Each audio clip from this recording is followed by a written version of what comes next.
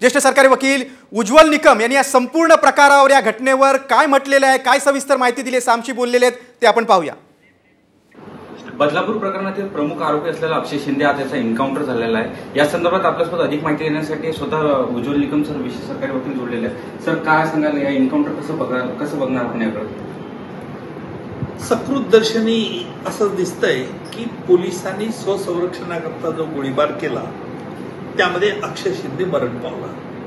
कारण अक्षय शिंदेने पोलिसांकडचं रिव्हॉल्वर हिसकवण्याचा प्रयत्न केला गाडी, आणि त्या झटापटीमध्ये हा अक्षय शिंदे मरण पावला असं दिसतंय। अर्थात हे सदरचं प्रकरण हे अतिशय गंभीर आहे यात शंका नाही, कारण अक्षय शिंदे हा न्यायालयीन कस्टडीमध्ये होता। यावरती ज्युडिशियल इन्क्वायरी होईल आणि ज्युडिशियल इन्क्वायरीमध्ये सत्य काय आहे सर्वांच्या समोर येईल। मात्र एक गोष्ट मात्र निश्चित आहे, या निमित्ताने काही प्रश्न उपस्थित होतात। पहिला प्रश्न म्हणजे याने पोलिसांकडनं कशा पद्धतीने शस्त्र हे हिसकावून घेतलं, त्यावेळेला ते शस्त्र लॉक होतं की नाही, पोलिसांना याची गंभीरता आली नाही का, हे सगळे प्रश्न याच्यात उपस्थित होते। परंतु पोलिसांनी या अक्षय शिंदेच्या विरुद्ध एकूण 2 आरोपपत्र दाखल केले होते। आपण जर घटना बघितली असेल या आरोपपत्रामधली, कारण याच्यात मी विशेष सरकारी वकील असल्यामुळे 12 तारीख आणि 13 तारखेला 2 तारखेला दोन्ही वेळा 2 वेगवेगळ्या मुलींवरती याने अत्याचार केले होते। 12 तारखेला ज्या लहान बालिकेवर अत्याचार केला, 13 तारखेला पुन्हा त्याने अत्याचार केला। याचाच अर्थ हा एक याला विकृती अशी होती। आणि ज्याला पोलिसांनी एसआयटीने आरोपपत्र दाखल केलं त्या कागदपत्रावर ही बाब स्पष्ट होते की आरोपीच्या विरुद्ध भक्कम पुरावा पोलिसांना एसआयटीला मिळालेला आहे।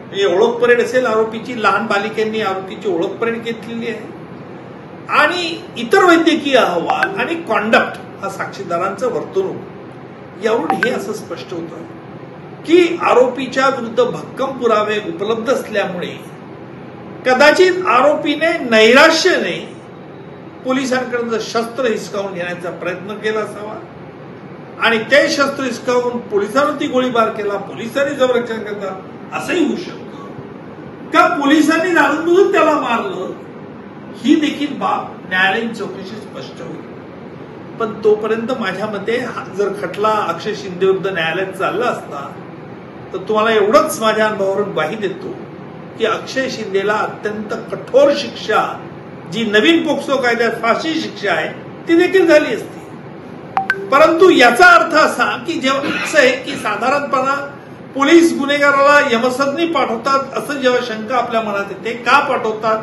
कारण पुरावे नसतात म्हणून असं म्हटलं जातं, परंतु तशी परिस्थिती या घटनेत नव्हती। त्यामुळे प्राथमिक दृष्ट्या पोलिसांवरती संशय घेणं, एन्काउंटरमध्ये त्याला मारणं हे अत्यंत गैरलागू आहे। राजकारणी लोक त्याच्यावर राजकारण करतील, त्यांना करू द्या, परंतु या बाबतीत न्यायालयीन चौकशी होते।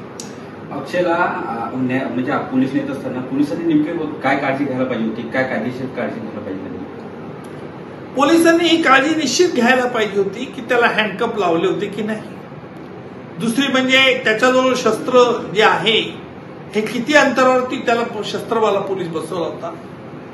पोलिसांना ही कल्पना हवी होती की अशा प्रकारचा गुन्हेगार की जो काही सराईत गुन्हेगार झालेला आहे तो कुठल्याही प्रकरणापर्यंत जाऊ शकतो, त्याच्यामुळे पोलिसांनी काळजी घेतली पाहिजे होती।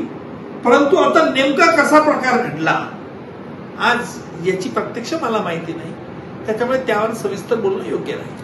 त्याचे काका जे अमर शिंदे आहेत ते म्हणतात की बा या अगोदर अक्षयनं कधी एवढी मोठी हिंमत दाखवली नाही किंवा ते पोलिसांवर गोळीबार करत होतो, कुठेतरी हा सर्व कट रचल्याचा त्यांनी आरोप केलाय। या सर्व गोष्टीकडे कसं पाहणार तुम्ही? आता पोलिसांचा झालेला आहे मध्ये हलगर्जीपणा, याकडे कसं बघणार तुम्ही? फालतूक आरोप आहे, कारण असं आहे की अक्षय शिंदे हा काही संन्यासी नव्हता, साधू संत नव्हता। त्याने लहान 4 वर्षाच्या बालिकेवरती 12 तारखेला अत्याचार केला, तेवढा